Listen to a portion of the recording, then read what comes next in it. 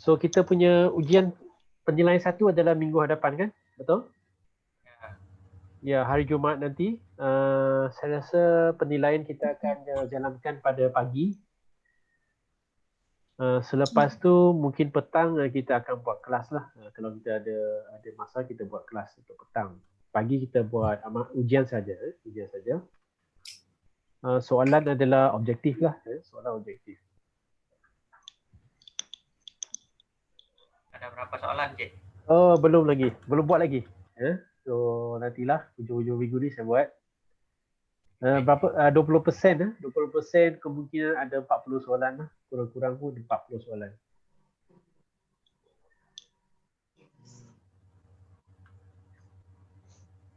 Okey, kita continue.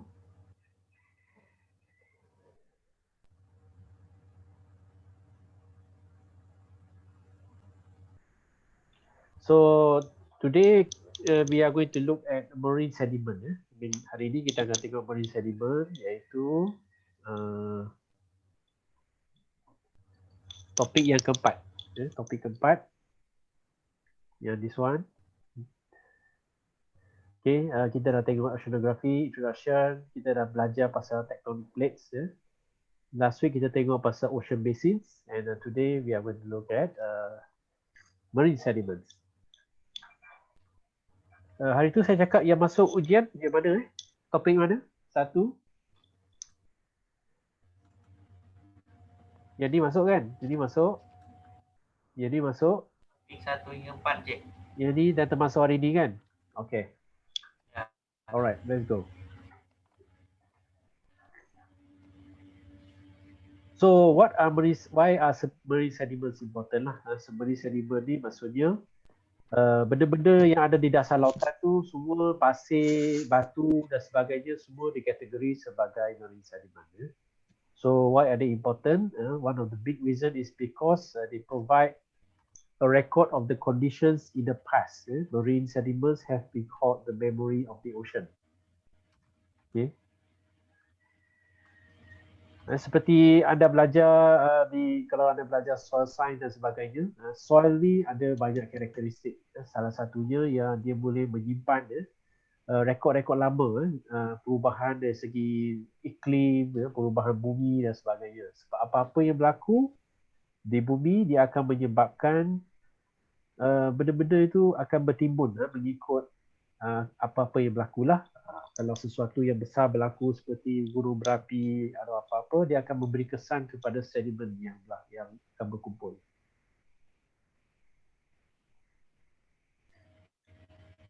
Okey, dan ada lagi masuk ni. Okey, ocean sediment dia ada banyak jenis bentuk ya. Dia kebanyakannya adalah partikel-partikel organik ya, dan juga partikel-partikel inorganik lah. Okey. Dan mereka akan berkumpul bersama-sama. Selagi tak diganggu, mereka tidaklah berselerak. Ada juga yang batu-batuan besar seperti batuan dan sebagainya. Dan datangnya daripada pelbagai sumber. Dan bagaimana mereka datang ke dalam menjadi sedimen, itu memberikan dia jenis-jenis sedimen yang kita akan tengok dalam kursus ni. So accumulation, dia kata sini, accumulation of rates of sediment in the deep sea floor vary from very few centimeters to per thickness per year to a dime every 1,000 years. So dia ambil proses yang sangat-sangat lama.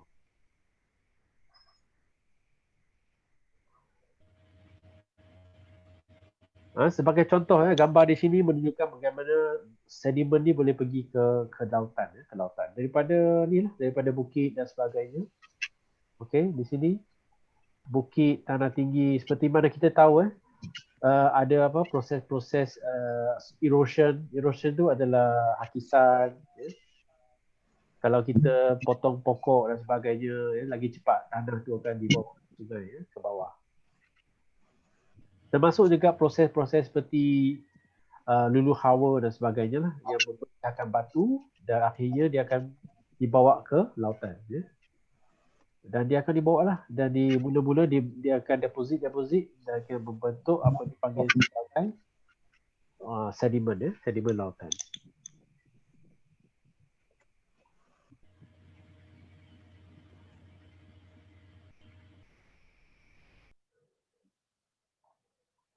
Okey, seterusnya. Okey, bagaimana manusia mengkaji dari segi macam mana dia ambil sampel. Ini adalah contohlah kapal. Satu kapal yang digunakan untuk mengambil sampel di lautan. Okey.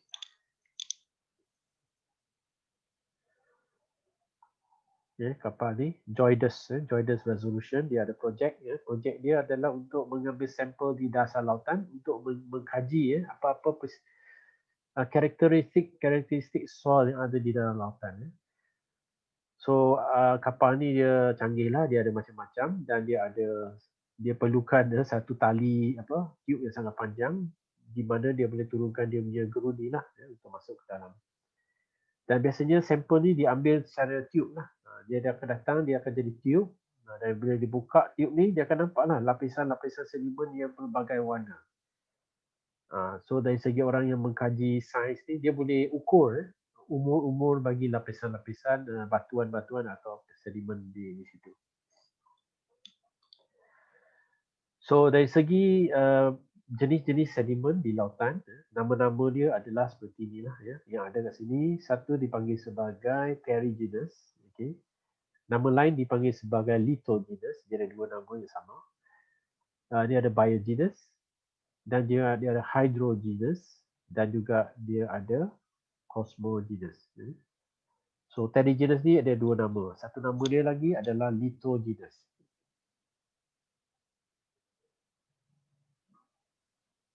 Okey, ini adalah nama yang pertama tadi saya sebut. Terrigenous, satu nama dipanggil sebagai terrigenous di sini. Nama lain dipanggil sebagai lithogenous. Kedua-dua ni merujuk kepada benda yang sama. So dari segi klasifikasi sedimen lautan, dia diberi nama berdasarkan kepada sumber dia, source dia. So terrigenous ni adalah sedimen-sedimen yang datang daripada proses-proses tertentu seperti erosion, volcano dan sebagainya, partikel-partikel, tanah, batuan seperti quartz, clay, estuarine mud, apa-apa yang datang daripada atas darat lah. Dan dia adalah banyak persen, iaitu lebih kurang 45% daripada komposisi sedimen lautan. So contoh di sini ada dua, kita ada rock fragments, sand, silt dan clay. Itu tanah lah, tanah daripada tempat kita ada sekarang. Semua yang pergi ke lautan adalah dipanggil sebagai terrigenous atau lithogenous sediment. Okey, kalau di dalam lautan, jenis-jenis seperti silt, clay dan volcanic ash dia boleh terbentuk juga. Sebab di bawah lautan pun ada volcano, dia juga mengeluarkan tanah dan dia juga ada lapisan-lapisan tanah dia sendirilah yang biasanya daripada clay atau silt. Dan datang dia dari mana? Daripada sungai. Tadi kita tahu sungai, hujan dan sebagainya, rivers, coastal erosions, landslides. Okay, wind blown dust pun boleh. Itu habuk-habuk yang diterbangkan oleh udara. Bila dia pergi ke lautan, dia akan jatuh. Turbidity currents, kita ada belajar pasal turbidity currents minggu lepas. Volcanic eruption, semua ni membawa sedimen ke lautan. So kita tengok apa lagi yang dia akan tunjuk di sini. Dan satu lagi di sini adalah glaciers. Apa itu glacier? Siapa tahu ni? Bongkar ais. Ais? Apa dia? Ais apa? Bongkar. Itu bukan glacier. Itu iceberg. Kan? Bongkar ais tu adalah iceberg. Iceberg yang macam ni yang terapung di lautan tu, itu iceberg. Glacier ni? Glacier.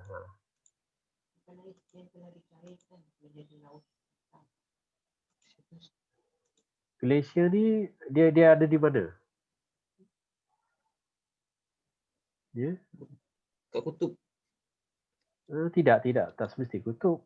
Dia tempat yang sejuk lah. Yang penting dia sejuk. Dia bukan di kutub. Kutub tu semua ais betul. Glacier ni adalah kebiasaan yang bergerak sendiri tu. Ya, yang bergerak sendiri tu. Dia macam sungai lah. Sungai yang dah dibekukan. Dibekukan daripada bukit dia turun sampai ke bawah. Dia ini semua glacier lah ni, ya, glacier, dan dia bergerak. Dia perlahan-lahan dia bergerak ke bawah. Dia bergerak ke bawah perlahan-lahan, sangat-sangat perlahan, ya. Tak dapat diukur, dinampak dengan mata kasar lah. So ni semua glacier, semua ais.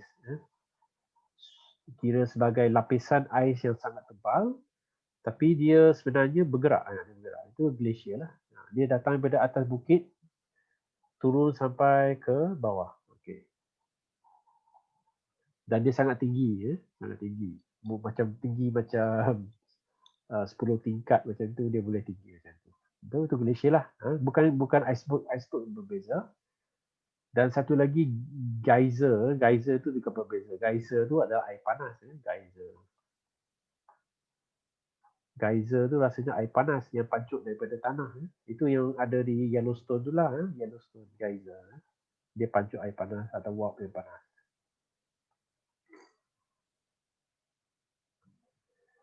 Okey, ini lithogenous sediment lah. Lithogenous sediment, dia datang daripada proses hulu hawa lah, weathering. Jadi batuan-batuan ni lama-lama dia hancur, dia jadi debu dan sebagainya. Jadi kalau dia hancur debu kecil, dia boleh diterbangkan oleh angin. Okey, bila hujan turun, dia akan bawa ke sungai, sungai, dan dia pergi ke laut. Okey, itu konsep dia sangat mudah saja.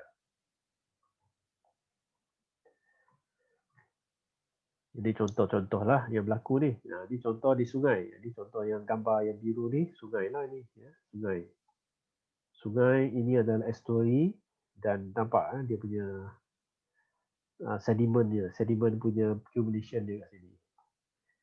Ini saya kata tadi, sungai ais tadi, ni glacier, glacier lah ni, glacier. Dia adalah sungai, sungai ais yang bergerak. Nampak dia punya endpoint dia kat sini. Sini. Dan ini sangat tinggi, ini sangat tinggi lapisan ni. Ini sungai bawah ni yang dah cair. So ini sungai yang bergerak lah. Dia bergerak. So kalau naik boat tu mungkin awak kat sini je, kecil je. Macam tu. Di hujung ni selalu dia pecah, dia pecah, jatuh jadi air. Jadi hakisan tanah lah, hakisan tanah, dia masukkan tanah. So glacier ni macam mana dia buat sedimen, sebab dia ais, jadi bila ada sedimen jatuh ke dalam benda ni, dia menjadi batu lah.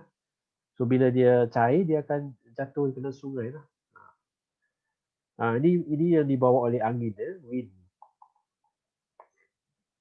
Sebab dia tempat yang kering sangat kering, jadi banyak pasir, padang pasir. So angin lah yang akan bawa dia, angin. Dan gambar yang kat sini adalah sama dengan dia lah. Ini di Sahara, Sahara Desert, Afrika. Begitu besar dia punya dust yang dibawa ke laut. Begitu jauh dia bawa daripada tepi Afrika kat sini. Okey, kalau kita tengok cerita movie dan sebagainya, antara yang popular tu macam Mission Impossible dekat Dubai tu. Bila ada sandstorm tu, dia bawa lah pasir-pasir semua ni pergi ke laut. Dan salah satu lagi penyumbang besar kepada sedimen lautan dengan bumi di atas daratan pun adalah volcano. Volcano. Itu berapa banyak dia melepaskan debu ke udara. Kalau kita tengok dokumentari dan sebagainya, selepas berlaku letupan gunung berapi ni, debu-debu dia akan memenuhi bandar-bandar yang terdekat, sampai boleh timbun rumah, boleh timbun kereta dan sebagainya. So debu ni akan pergilah ke merata dunia dan dia akan jatuh ke lautan. So all these sediment are called lithogenous, datang daripada daratan, daripada batu, pasir dan sebagainya. So ini adalah tempat-tempat dia lah, tempat-tempat lithogenous sediment. Gambar ni menunjukkan jenis-jenis pergerakan sedimen tu. Kita nampak di sini. Jadi ini adalah quartz, quartz. Okay, boleh nampak dia datang macam mana? Dia ada pergerakan dia. So di sini kawasan tertentu. Kalau ni nampak ni dia bergerak macam ni. Angin dia. Okay, dia gerak. Dia bawa ke sini, dia bawa ke sini. Ini dia bawa ke sini. Dia ada tempat untuk dia berkumpul. So nampak wind direction. Yang hijau tu adalah wind direction. So angin tu boleh bawa, efek dia besar. Angin ni bawa, so di sinilah berkumpul dia sedimen tu. Jadi bila angin torak sini, dia akan bentuk macam ni. Sampailah ke ada tempat-tempat dia. So ada dua jenis kategori untuk marine sediment deposit, macam mana dia disimpan. Dari sama ada dia neritic atau pelagic. So neritic biasanya berdekatan dengan tepi, tepi continental shelf adalah neritic. Kalau pelagic ni biasanya merujuk kepada laut dalam.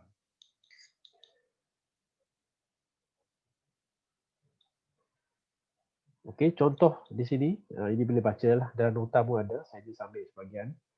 So dari segi neritic, apa sumber-sumber dia? Contohnya seperti daripada pantai, pasir-pasir pantai, beach deposits, continental shelf deposit yang berada di kawasan yang cetek, turbidite deposit ni datang daripada turbidity current. Ingat kita belajar minggu lepas, bukit-bukit di dalam air yang runtuh, itu dia adalah turbidity deposits. And then tadi glacier tadi, glacial deposit datang daripada glacier. Okey, itu adalah semua daripada neritic, kawasan cetek, neritic deposit. Kalau pelagic, pelagic ni biasanya dia punya tanah dia stabil sikit, dia datang ada yang abyssal clay, dia kita belajar itu abyssal clay. Dia yang halus-halus tu dia ada kat situ.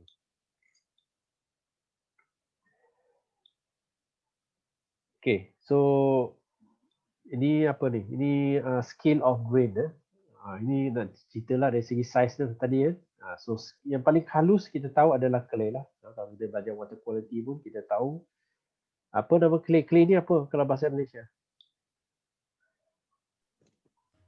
Tanah liat. Ya, tanah liat. So tanah liat ni tanah yang paling halus, partikel yang paling halus, yang sangat bagus untuk simpan air. Dia boleh simpan air.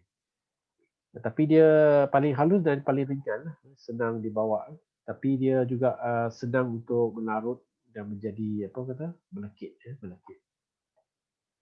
Fine grain. So paling besar adalah batu, batu dipanggil boulder, jadi batu yang besar, cobble, pebble dan sebagainya. So dia ada saiz-saiz dia lah, berapa mililiter.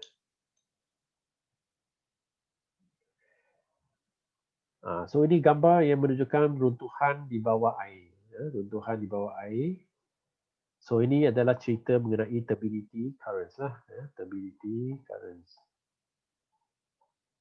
Okay. So dia membentuk turbidites, sedimen turbidites lah. So bila dia runtuh, dia bawa ke satu tempat. So di sini ada current, dia akan bawa dia lagi. Ini contoh, ini daratan dan daratan ni dia ada canyon dia, ada lurah-lurah ni dia runtuh, runtuh turun ke sini, turun sini, continental slope. So di sini dia akan mula menimbun lah, menimbun. So lama-lama dia membentuk lapisan-lapisan. So dia setiap lapisan ni adalah bila setiap kali ada runtuhan dia akan membentuk satu lapisan. Kenapa dia macam tu agak-agaknya?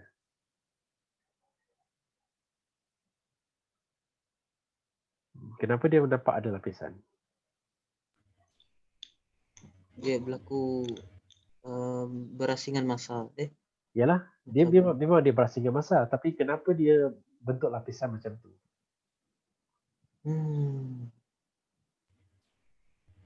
Makin lama dia keras, Jack. Ya? Komposisi tanah. Ya, komposisi tanah tu. Ingat tak kalau kita kocakkan air aquarium tu, dia akan sangat kotor. Tapi lepas tu dia akan sedimen dia akan mula jatuh. Jadi apa-apa berlaku pun, sedimen yang paling berat dia akan turun dulu. Sedimen paling berat dia akan turun, dia akan bentuk lapisan yang paling bawah. Jadi lepas tu sedimen yang kurang berat dia akan bentuk lapisan satu lagi sini. Okay. Lepas tu yang paling ringan, yang paling lambat dia akan bentuk lagi satu lapisan. Lama-lama bila dah habis semua dah turun, dia jadilah macam ni. So dia akan kekal macam itulah. So bila berlaku lagi satu runtuhan, Apa yang berlaku? Sama. Sedimen yang paling berat akan duduk atas lapisan yang lama dan seterusnya ditambah dengan sedimen yang kurang dan last sekali adalah sedimen yang ringan. Itulah lama-lama menjadi lapisan lah. Setiap kali runtuhan dia ada lapisan. So inilah kenapa dia berlapis-lapis. Dia bercakap lapis. Ini adalah contoh apa dikata sebagai the famous White Cliffs of Dover. Dover satu tempat lah, saya tak tahu di mana. Okay, nampak yang putih ni semua. Okay, ini semua adalah hasil sedimen daripada benda hidup yang dah mati. Tapi kenapa dia berada di atas lautan? Sebab sekarang kita boleh jawab lah. Sebab kita belajar pasal apa yang berlaku. Kenapa dia boleh ada di atas? Dia sedimen lautan. Sebab dia organik ke, Cik? Tak, kenapa bukit ini boleh ada di atas lautan? Dia berpisah benua tu. Ya, dia ada kaitan dengan kita belajar lah. Plate tectonics lah kan. Tectonics ni kita, plate ni sentiasa bergerak. So ada plate yang akan naik ke atas membentuk bukit. Ada yang akan terjun ke yang hilang ke dalam lautan. So dia benda ni adalah datangnya daripada sedimen lautan lah, sebab dia bergerak lama-lama dia naik atas. Dia tolak dia naik. Ya, so dia ada kaitan dengan apa?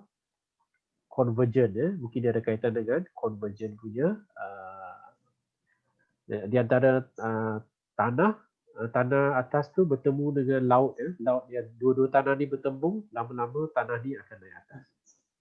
Itulah pergerakan plate tectonics.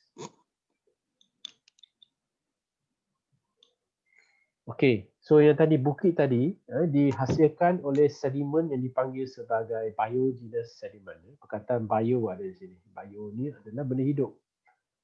Sedimen yang berasal daripada benda hidup. Ya. Tapi dia dah mati. Bila dah mati baru dia jadi biogenous sediment.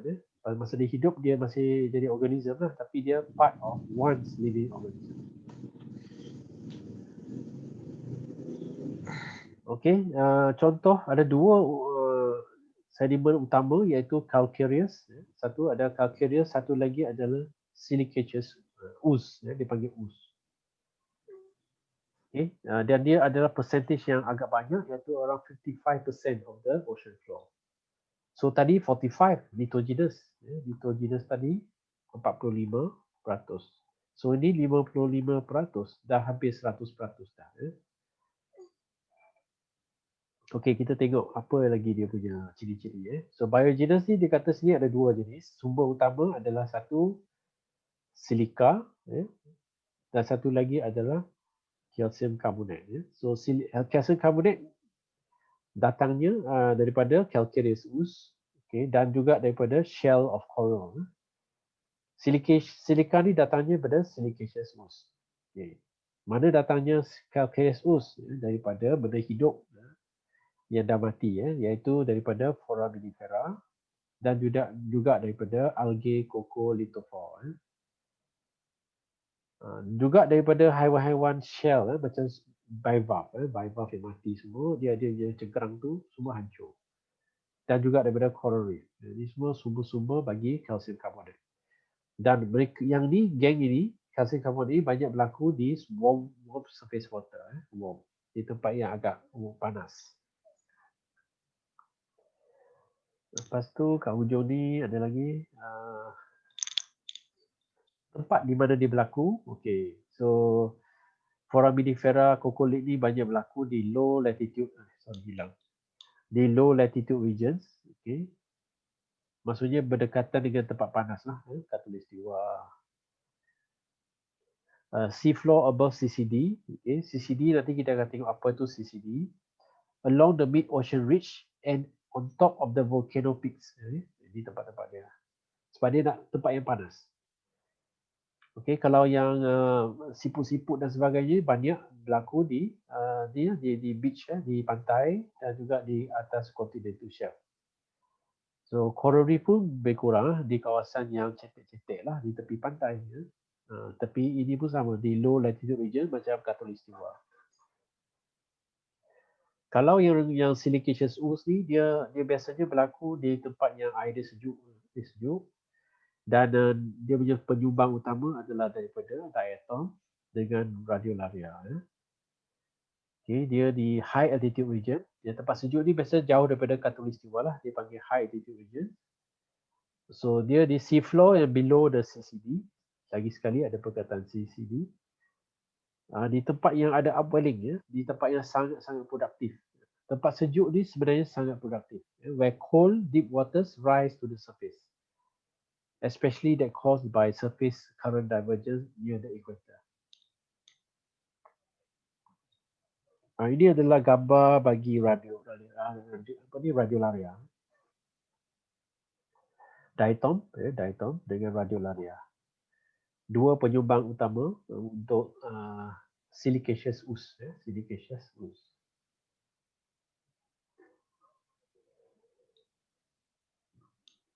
Okey, yang ini adalah gambar untuk foraminifera, ada banyak bentuk.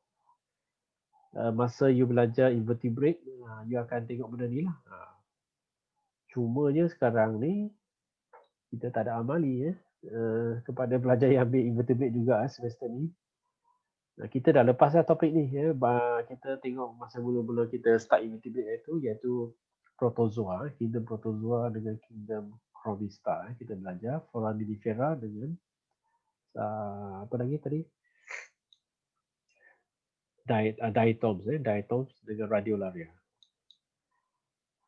Coccolithophore ni dia mengeluarkan calcareous ooze. Bila mereka mati, dia punya badan dia akan bertukar menjadi calcareous ooze. Okay, dan komponen penting calcareous ooze adalah calcium carbonate.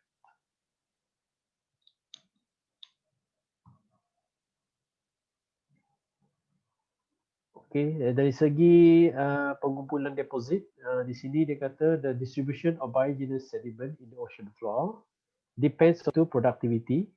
Di tempat yang ada banyak productivity, di situ dia akan ada banyak biogenous sediment.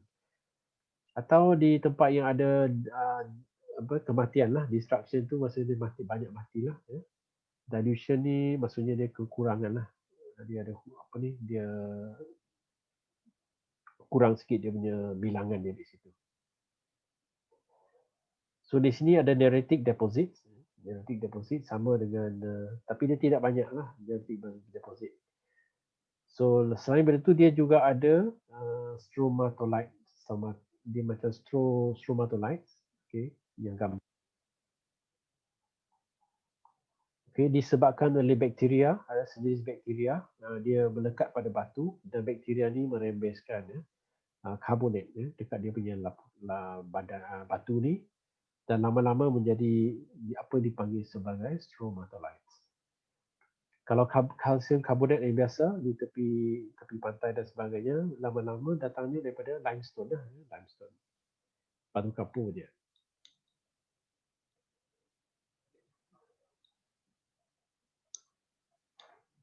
Okey, di pelagic inilah yang berlaku apa yang dipanggil sebagai yang ooze, yang ooze tadi tu, yang ooze. Sebab di sini tidak ada batuan dan sebagainya, di sini adalah banyak berkait dengan pergerakan tanah atau apa yang berlaku di atas air. Ini contoh macam mana terbentuknya silicaceous ooze, silicaceous ooze. Yang hijau ni, yang banyak ni. Okey. Kenapa dia bertimbun di sini banyak?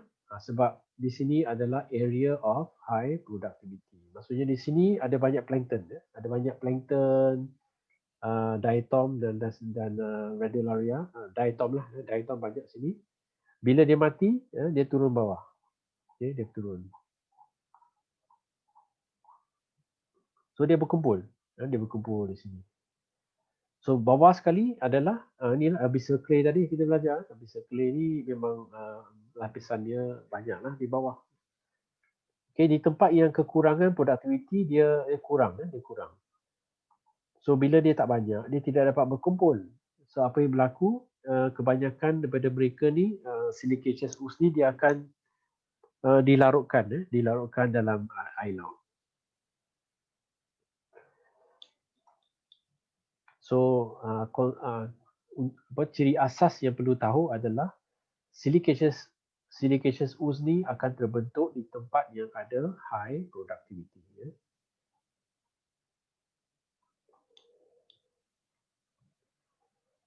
Okey, kita pergi pada yang satu. Ini yang ada calcareous ooze. Calcareous ooze ni, bila kita sebut calcareous ooze, dia ada kaitan dengan CCD. Ya. Bukan kamera, bukan kamera CCD. Ya. Ini CCD, nama dia adalah calcite compensation depth. Calcite compensation depth.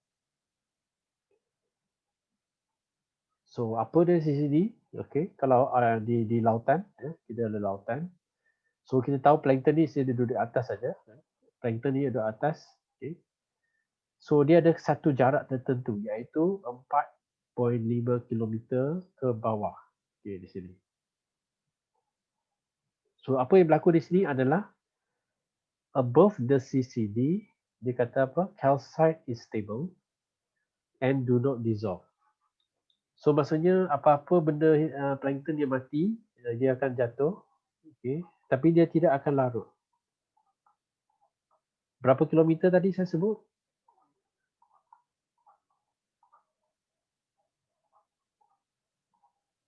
Okey, dia akan turun. 4. Yes. Selagi dia tak melepasi 4.5 km, dia tidak akan larut. Okey, kalau tempat tu sangat dalam, maksudnya dan melebihi 4.5 km, dia tidak akan dapat sampai ke dasar dia. Dia akan larut, dia akan larut. So bila dia larut, dia tidak boleh membentuk sedimen biogenous, biogenous ooze tu. Iaitu calcareous ooze, tak dapat dibentuk. So kebanyakan ni dia akan berlaku di lautan yang lebih cetek. Lautan lebih cetek. Ini contoh. Ini contoh kalau ni Antartika kat sini. Contohlah ni Antartika, ini Arctic. So ni adalah, katakan ni di bawah air. Dan kedalaman 4,500 meter dia ada kat sini. Sini. Jadi di bawah daripada 4,500 ni tak ada apa-apa. Tak ada apa-apa kalsium karbonat yang berkumpul. Sebab semua dah larut. Tapi di atas 4,500 dia akan mula membentuk apa dipanggil sebagai marine snow. Marine snow. So ini semua adalah kalsium karbonat, lapisan kalsium karbonat. Sebab kita tahu di bawah lautan ni ada macam-macam, ada bukit, ada lepeh, ada yang flat, ada yang macam bukit dan sebagainya di bawah. Tapi dia punya keywords dia adalah 4,500 meters.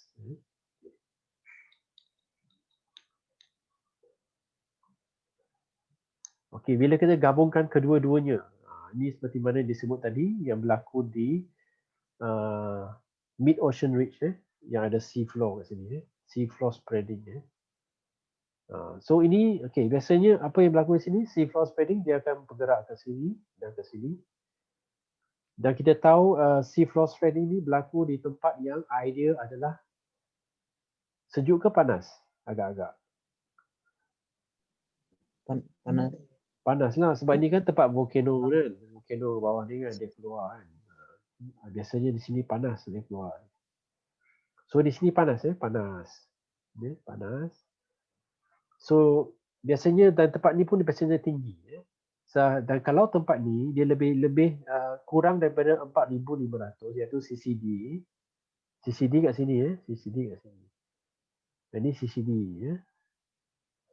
So maksudnya dia boleh berkumpul lah. Tu dia berkumpul kat sini. Dia berkumpul dan lama kelamaan dia akan dibawa oleh laut ni. Dia akan bawa ke situ. Ke tempat yang lebih dalam. Jadi kalau ditanya kenapa dia ke laut dalam pun dia ada walaupun lebih daripada 4,500, inilah dia sebab sea floor spreading membawa dia ke laut dalam. Okey, membawa dia ke laut dalam dan ada dua cara kenapa dia tidak larut walaupun dia pergi ke bawah CCD. Satu adalah dia ditutupi oleh sedimen lain. Sedimen lain. Seperti abyssal clay. Abyssal clay dia mula tumbuh di atasnya. Dia timbun dia, so dia akan selamat di bawah. Dan satu lagi dia ditimbun oleh satu lagi jenis ooze iaitu silicaceous ooze. Silicaceous ooze ni dia berada di tempat yang air sejuk. Di sini air sejuk warna biru. Di tempat yang produktiviti yang tinggi, upwelling, cool water. So sama, dia punya silika semua akan jatuh dan silika ni tidak larut, dia akan sempat untuk dia tumbuh, berkumpul dekat sini. Dan dia menutupi lapisan calcareous ooze di bawah.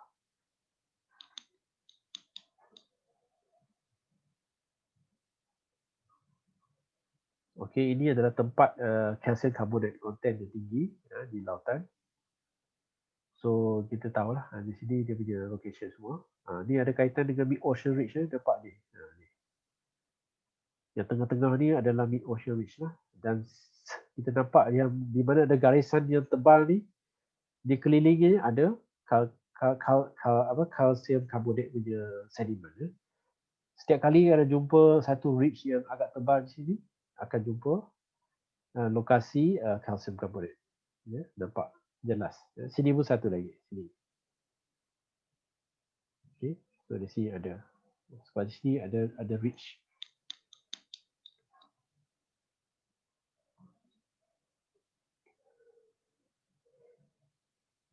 Oh, ini perbezaan di antara silicaceous ooze dengan calcareous ooze. Okay, tadi kita dah tengok. Kalau silicaceous ooze ni berada di tempat yang sejuk, calcareous ooze di tempat yang lebih warm waters. Silicaceous ooze ni sea floor beneath cool surface water with high latitude, lebih di tempat yang latitude tinggi. Dan yang ni pada tempat panas ni biasa di latitude rendah lah. So silicaceous ooze banyak berkait dengan pembentukannya, banyak berkait dengan upwelling, yang productivity, nutrient rich water, baru dia boleh dapat. Lepas tu calcareous ooze ni dia bergantung kepada kedalaman. Okay, asalkan dia mula terbentuk di atas CCD, dia tidak ada masalah. So location dia biasanya ada location dia tu di sea floor areas of upwelling, okay, including along the equator. Equator tempat panas pun boleh, asalkan dia ada produktiviti tinggi di mana diatom dia banyak. So dia bawa lah silika sikit. So yang ni pula biasanya berlaku di kawasan yang ada ridge, mid ocean ridge, di tempat yang air panas.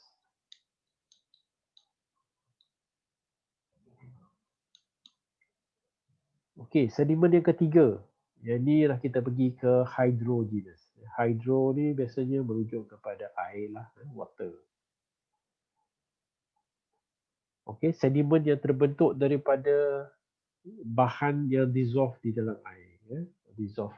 So apa-apa yang dissolve di dalam air boleh membentuk sesuatu yang pepejal. Itu adalah hydrogenous. Contoh-contoh yang popular di sini adalah seperti manganese nodules, phosphorites, oolites, metal sulfide dengan evaporites. Nanti saya tunjuk gambar-gambar dia lah. Ada benda pun saya tak pernah tengok, tapi evaporite ni kita biasalah dengan dia. Okay, precipitation of dissolved material directly from seawater due to chemical reaction.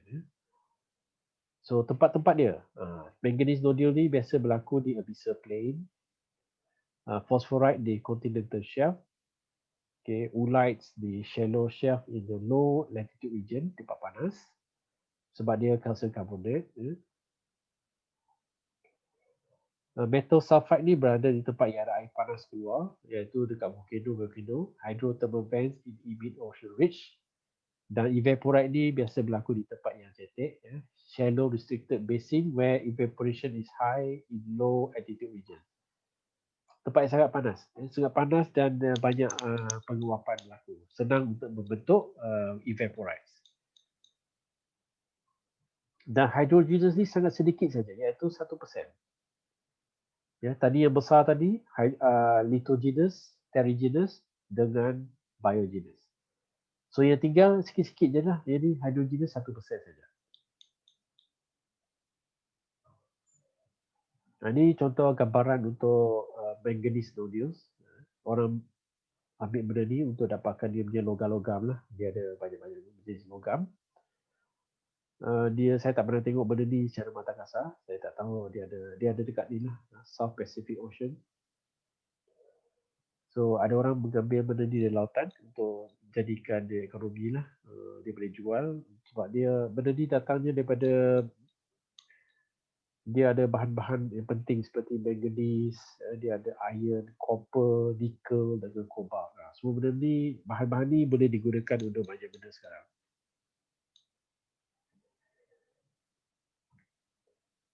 Okey, ada juga phosphates, phosphate rocks, batuan-batuan fosfat, carbonates, metal sulfides, ini jarang lah, adalah tapi kena gali lah.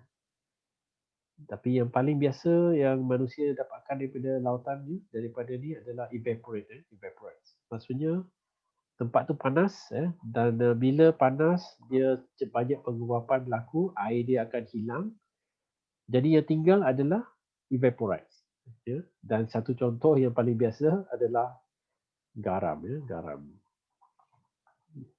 Garam kita datangnya daripada laut, dan garam ni terbentuk hasil daripada air laut tu tersejat. Jadi dia tinggalkan garam. So garam ni manusia proseskan untuk digunakan untuk jadi bahan masakan. Halides, table salt.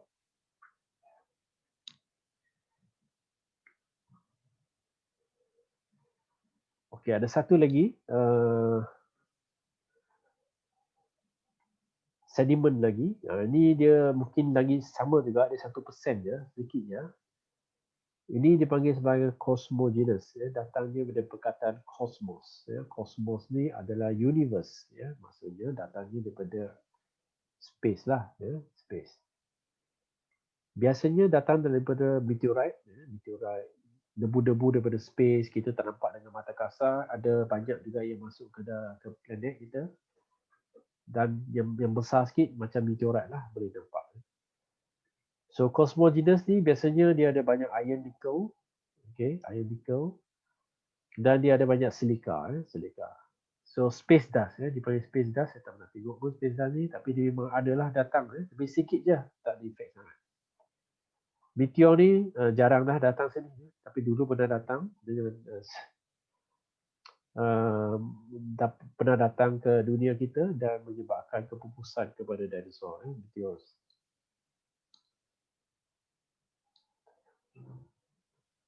Ini contoh space dust. Kalau tengok di bawah scanning electron microscope, nampak macam besar tapi benda ni sangat kecil. Okey, dia kata sini microscopic spherules, ini adalah space dust lah. Macroscopic adalah besar, meteor. Tapi yang kecil adalah spherules, kecil. Tapi kita tak nampak dengan mata kasar. So ini yang berlaku pada satu zaman dahulu, iaitu bila dinosaur mati, sebab disebabkan oleh satu meteor yang melanggar bumi pada satu ketika dahulu. Dan proses ni dipanggil event ini dipanggil sebagai KT impact. KT ni datang dari perkataan Cretaceous and Tertiary, iaitu zaman-zaman dahululah yang dia ada nama-nama untuk zaman tu. Zaman dinosaur lah. Cretaceous adalah zaman dinosaur. Dan Tertiary ni dia dah mula pupus lah, dinosaur semua mati pada zaman Tertiary. Jurassic tu mungkin sebelum Cretaceous lah. Jurassic Park. Jurassic tu lebih awal lagi. Cretaceous ni dah dekat dia nak pupus lah. So meteor datang, melanggar tempat ni, iaitu di kawasan hujung Amerika. Ni mungkin kawasan Mexico ke apa kat sini. Dan meletupannya sangat besar. Habis debu dia mengelilingi bumi untuk berzaman-zaman, dan tidak ada cahaya dan sebagainya. Semua udara menjadi panas, semua dinosaur terbakar dan sebagainya. Makanan dia hilang, pokok semua tak ada, tsunami dan sebagainya. Dan seperti mana yang kita tahu daripada tadi saya kata, daripada sedimen kita boleh tahu apa yang berlaku, asal usul yang sejarah-sejarah bumi boleh terdapat di dalam sedimen. Dan ini adalah contoh sedimen yang diambil, dan bila dia kaji, dia mendapati bahawa Nah, inilah sedimen di sinilah yang menunjukkan bahawa terdapat asteroid impact kat sini. Sini. So nampak ada kesan terbakar ada sedimen yang berubah warna di sini. Ini adalah sedimen yang terbakar fireball layer of dust and ash fallout from the asteroid impact. Okay. So dia berlaku pada 65 juta tahun dahulu maksudnya. 65 million years ago.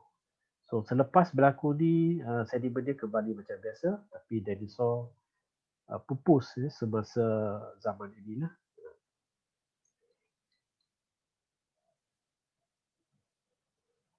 Ini semua masih lagi ini semua adalah KT impact ni.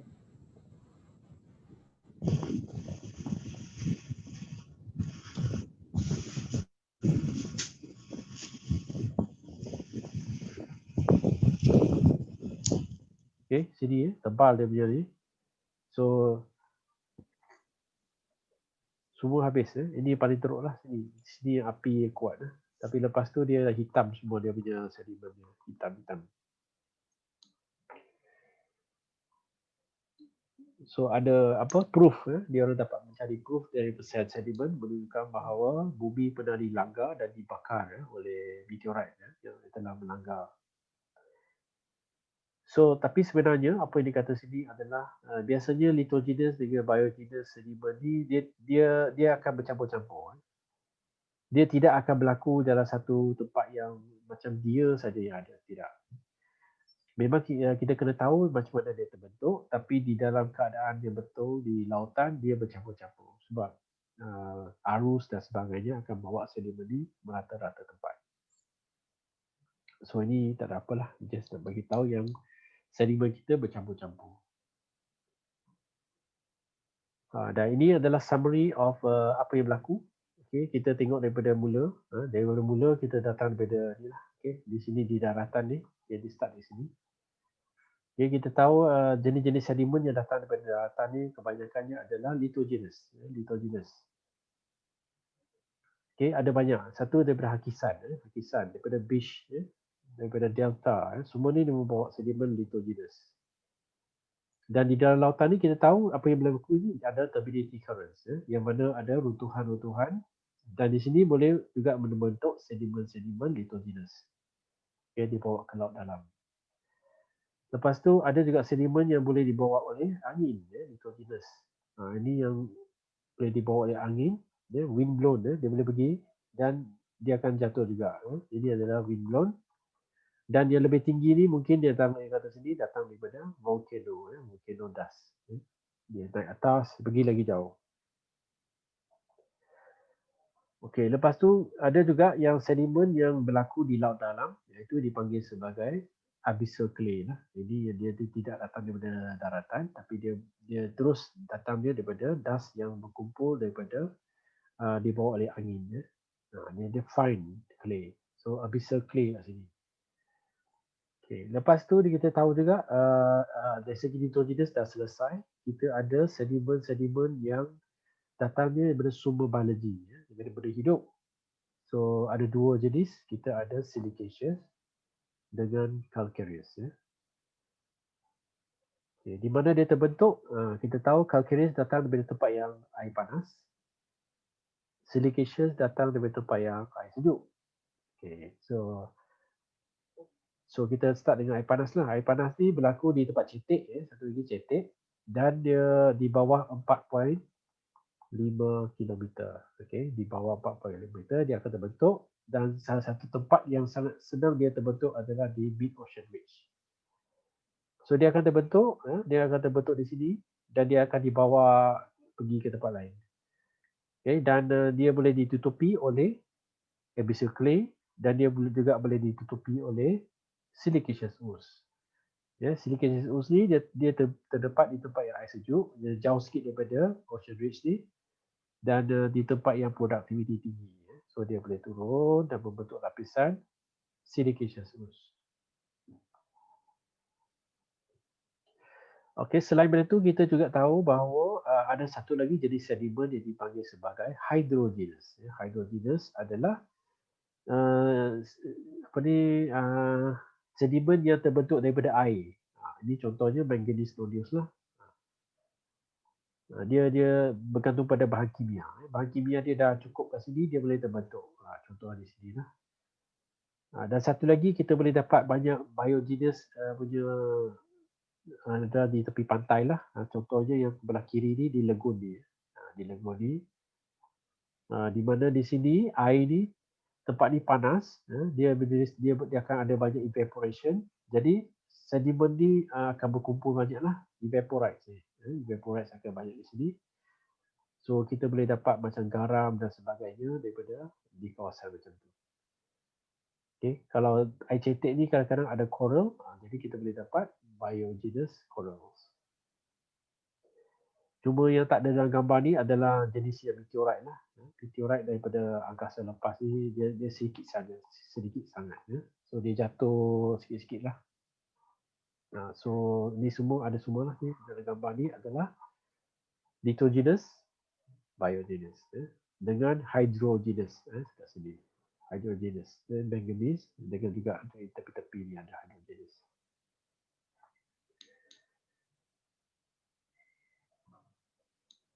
Okey, ini peta yang menunjukkan jenis-jenis tempat-tempat dia, macam calcareous ooze di mana banyak dia ada kawasan-kawasan dia.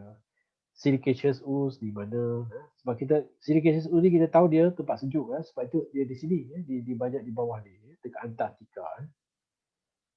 Tempat lain pun ada di sini. Mungkin di sini air dia lebih sejuk sebab tu dia boleh ada di sini.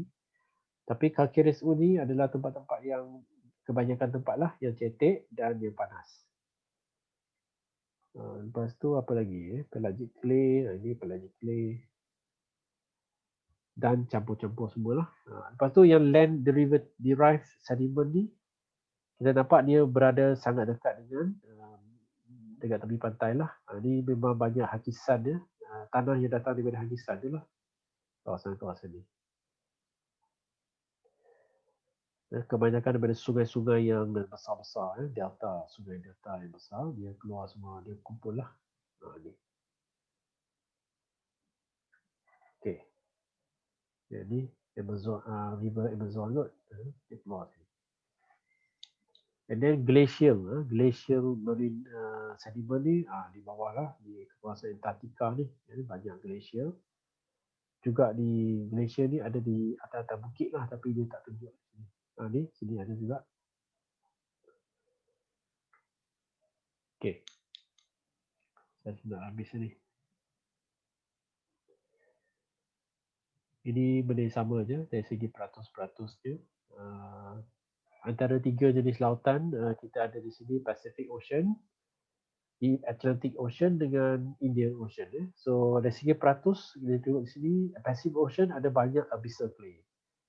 Sebab dia laut-laut yang terbuka yang sangat besar, jadi peluang untuk abyssal clay berkumpul tu lebih tinggi lah.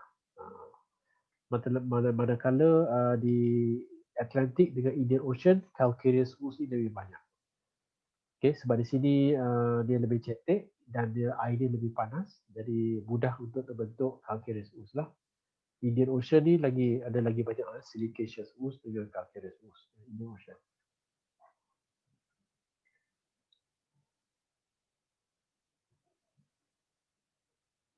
Okey, dari segi pembentukan sedimen-sedimen ni mengambil masa berapa lama? Dia kata sini kalau lithogenous sediment 1 meter mengambil masa 1000 tahun. Sangat lama. Kita tak akan dapat perasan semua ni. Ini lagi lambat.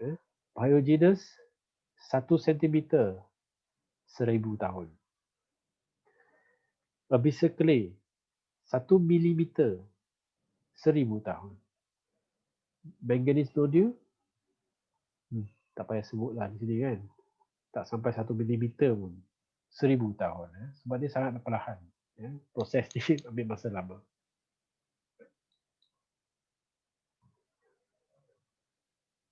Okey, apa yang nak tunjuk sini adalah kebanyakan daripada pembentukan biogenous sediment ni datangnya daripada benda yang dipanggil sebagai fecal pellets.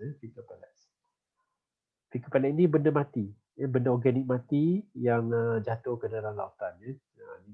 Dia jadi dipanggil sebagai fecal pellets.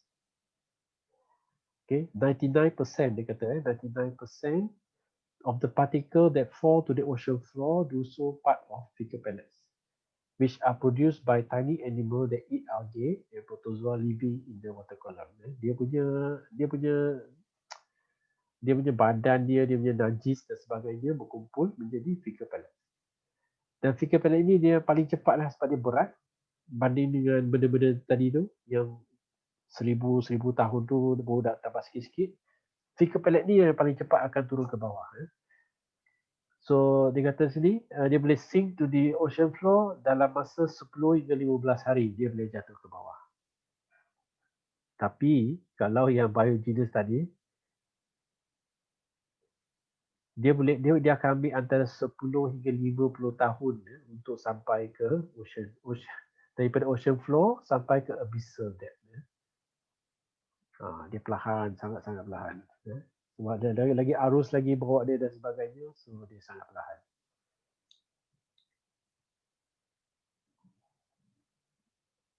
Okey, ini dia nak tunjukkan berapa thickness of the ocean floor, ocean sediment, many sediment. Yang paling tebal adalah yang berwarna merah, merah. Yang biru ni adalah yang paling nipis. So kalau kita tengok di laut terbuka ni adalah warna yang paling gelap. Sebab itu adalah proses semula jadi. So dia sangat-sangat perlahan. Sangat perlahan. So dia paling nipis dia punya lapisan. Tapi tempat yang paling merah adalah sebenarnya tempat yang paling dekat dengan daratan. Sebab ini adalah sedimen-sedimen yang dibawa daripada daratan lah, lithogenous, datangnya daripada hakisan, datangnya daripada pembangunan dan sebagainya. Sedimen ni akan pergilah ke lautan, dia akan bertimbun di kawasan-kawasan ni. Sebab itu kalau you ada naik boat ke apa, nak pergi ke mana-mana tempat, susah.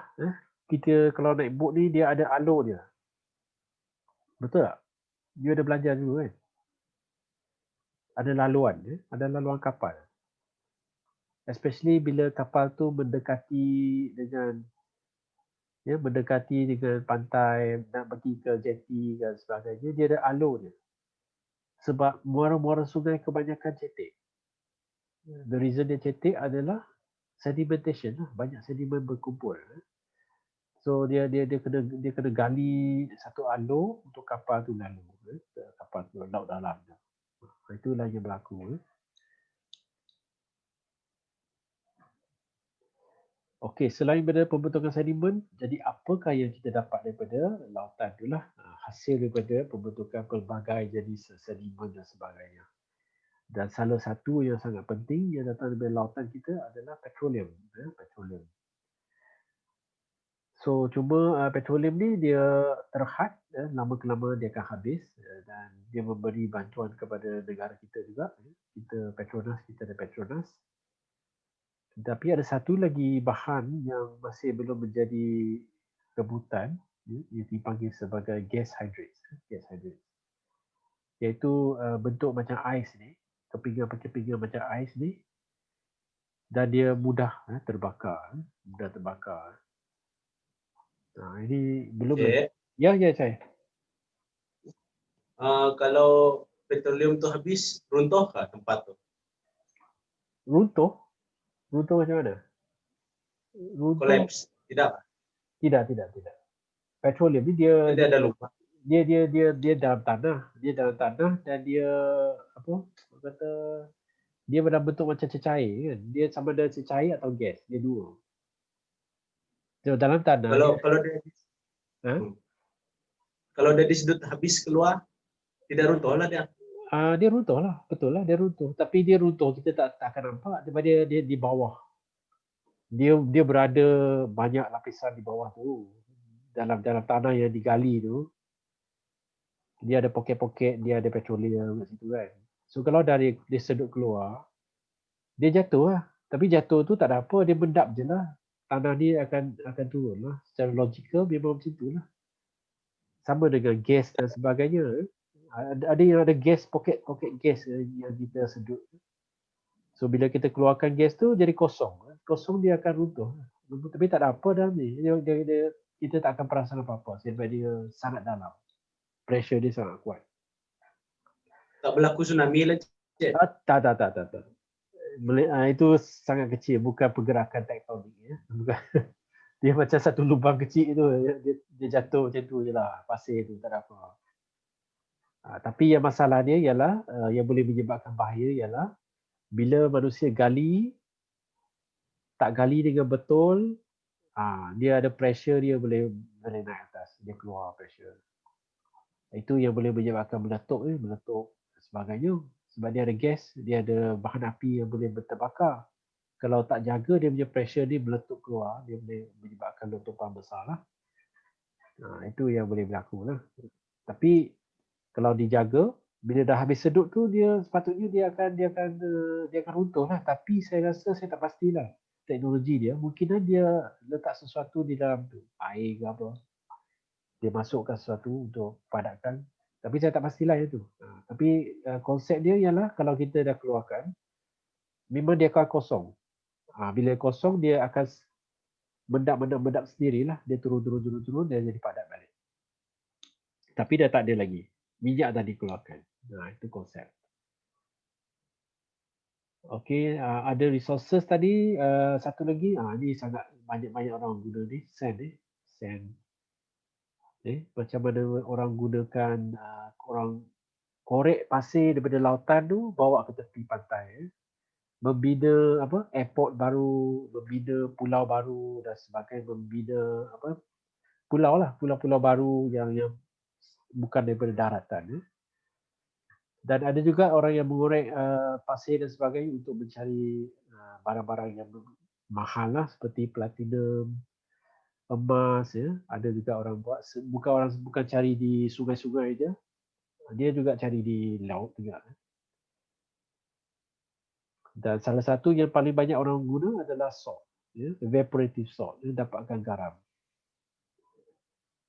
Okey, dari segi simpanan kalau dari segi simpanan sebenarnya planet kita ada banyak gas hydrate. 2 kali ganda daripada kita punya fossil fuel. Saya tak tahulah, tapi saya tak pernah dengar gas hydrate ni yang dijadikan teknologi untuk kereta ke apa, tak ada. Tapi fossil fuel lah yang digunakan untuk menggerakkan ekonomi. So yang bila ini habis mungkin baru mereka akan mencari yang ni kot.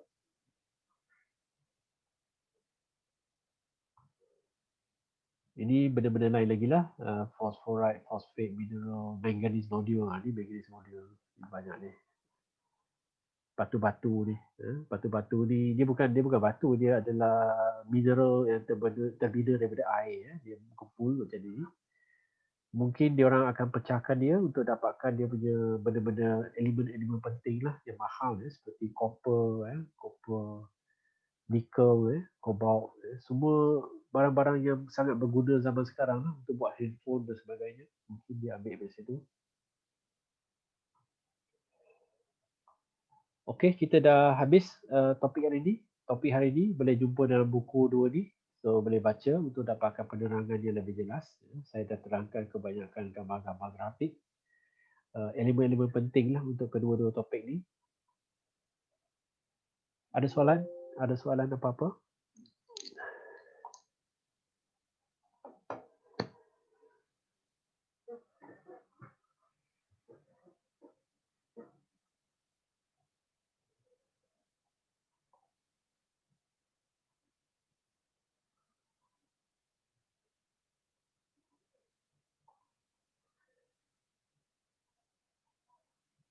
Saya akan sharekan attendance. Sekejap, cari dia punya link.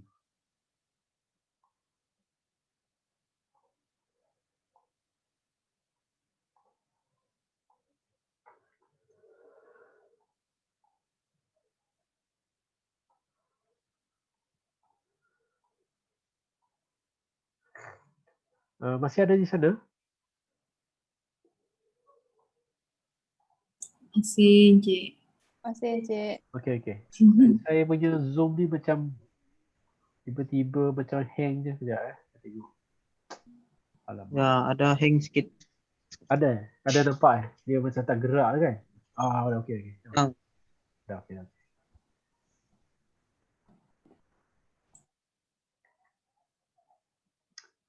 Tunggu sekejap. Saya cuba Zoom ni masalah ni. Sekejap Screen sharing has stopped as chat window is closed.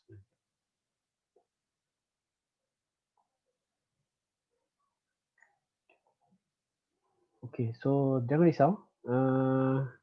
Zoom ni saya biarkan dia bergerak sendiri.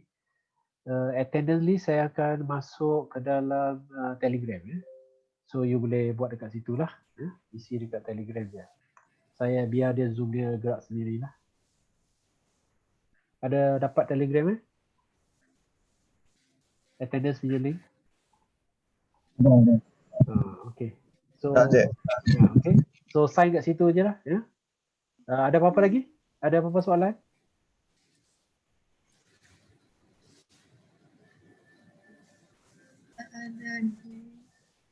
So, tak ada soalan tu bersedia je lah minggu depan untuk ujian kita. Penilaian 1. Ha? Buat yang senang-senang. Tengoklah macam mana. Objektif senang lah tu. Objektif dah nama dia. Kan? Tapi tak bolehlah senang sangat objektif. Tak bolehlah kita kena confusekan kamu dua dengan soalan-soalan dia. Kan? A dengan B kan, Cik? Pilihan. A, B, C, D lah. Kong-kong pun.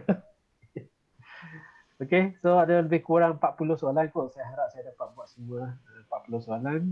20% 20% untuk penilaian pertama. Nanti saya akan bagi tahu masa ni mungkin 8.30 sampai 9.20. Apa dia? Boleh lama sikit kan? Objektif, yes. Mana boleh lama-lama. Objektif satu soalan 1 minit dia. Objektif dia tengok kuis hari tu. Kuis apa? Itu? Kuis Invertebrate? Ya. Kenapa? Itu lagi lama saya bagi tu. Itu main-main saja. Cik.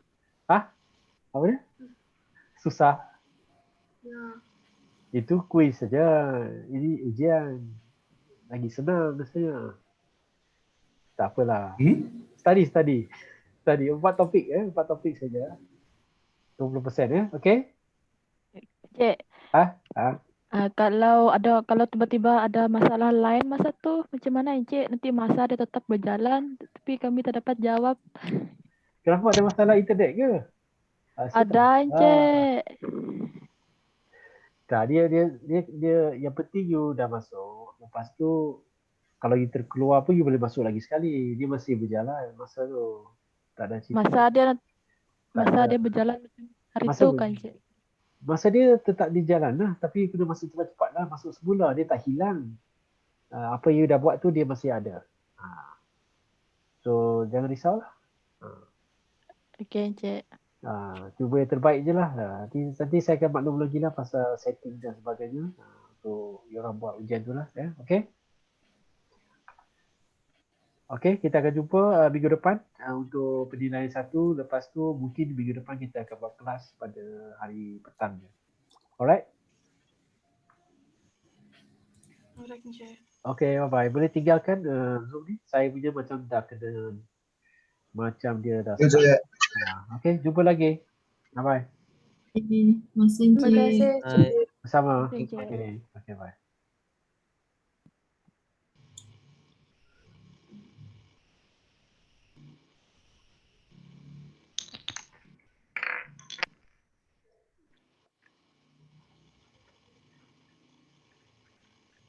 Mana mau keluar ni?